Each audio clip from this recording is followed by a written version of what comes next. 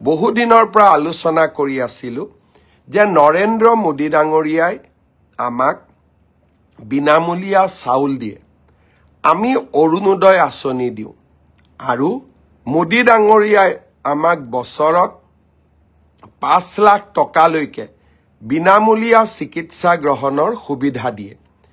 ইয়াৰ লগতে মই ঘোষণা কৰিছিলোঁ যে সুলভ মূল্যত আমি অসমৰ ৰাইজক দালি, নিমখ আৰু চেনিও ৰেচন কাৰ্ডৰ জৰিয়তে আগবঢ়াম। বৰ্তমান এই তিনিওটা সামগ্ৰী দালি 1 কেজি, নিমখ 1 কেজি, চেনি 1 কেজি অহা 10 তাৰিখৰ পৰা আমি সৰ্বমুঠ 117 টকাত ৰাইজৰ বাবে আগবঢ়াই দিম। কিন্তু 1 জানুৱাৰীৰ পৰা মাত্ৰ 100 টকাতে আমি ৰাইজক 1 কেজি চেনি, 1 কেজি দালি আৰু 1 কেজি নিমখ আমি আগবঢ়াম।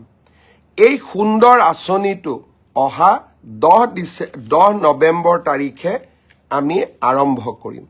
বহুতে মোক জোকায়ো, মিঠাতেল বুলিও জোকালে, কিবা বুলিও জিকালে, কিন্তু মই জোকালেও থমকি নৰওঁ, কাৰণ মই বুজি পাওঁ দৰিদ্ৰ লোকসকলক ইয়াৰ কিমান প্ৰয়োজন আছে।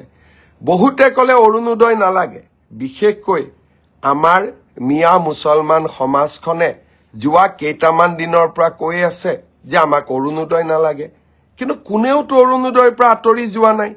আমাৰ পৰ্টেলতে এটা বুটাম আছে অপ্ট আউট, অৰ্থাৎ মোক অৰুণোদয় নালাগে, চৰকাৰে মোক অৰুণোদয় দিয়া বন্ধ কৰক।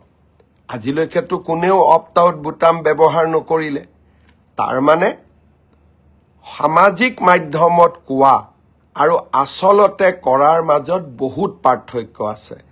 আজি অৰুণোদয়ে অসমৰ মহিলা সমাজক স্বাধীনতা দিছে, অসমীয়া মহিলা সমাজক এক সন্মান দিছে। ই সাহায্য নহয়, ই অসমৰ মহিলা সমাজৰ প্ৰতি আগবঢ়োৱা আমাৰ সন্মান। এই সন্মানৰ লগতে মোদী ডাঙৰীয়াই বিনামূলীয়া চাউল দিছে। এতিয়া আমি দালি, নিমখ আৰু চেনি দিম। মই সিদিনাখন হিচাপ কৰি চাইছোঁ, অৰুণোদয়, চাউল, দালি, নিমখ, তেল সকলো লগ লাগিলে এটা পৰিয়ালে চৰকাৰৰ পৰা এতিয়া 2000 টকাতকৈও বেছি মাহিলী সকাহ পায়। ই বহুত ডাঙৰ সকাহ। আমি যিসকলে সকলো কথাতে মানুহক উপলুঙা কৰোঁ, তাৰ আমি মূল্য বুজি নাপাওঁ।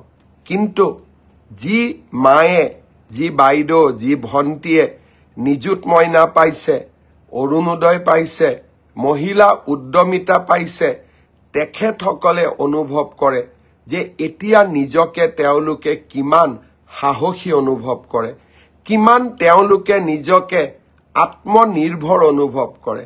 ঘৰখনত মহিলাগৰাকীৰ সন্মান এতিয়া কিমান বাঢ়িছে। শ্ৰদ্ধাৰ ৰাইজ, এনেকৈয়ে আমি অসমৰ কল্যাণৰ বাবে কামবোৰ কৰি যাম। সিদিনাখন মই বিজেপি দলে আগবঢ়োৱা যোৱা নিৰ্বাচনৰ নিৰ্বাচনী ঘোষণা পত্ৰখন পঢ়িছিলোঁ। আচলতে নিৰ্বাচনী ঘোষণা পত্ৰখন আমি ৰূপায়ণ কৰাৰ লগে লগে নিৰ্বাচনী ঘোষণা পত্ৰত নথকা আৰু বহুত কিবা কিবি আমি কৰিব চেষ্টা কৰি আছোঁ। ৰাইজে আশীৰ্বাদ দিব, আমি আগবাঢ়ি গৈ থাকিম।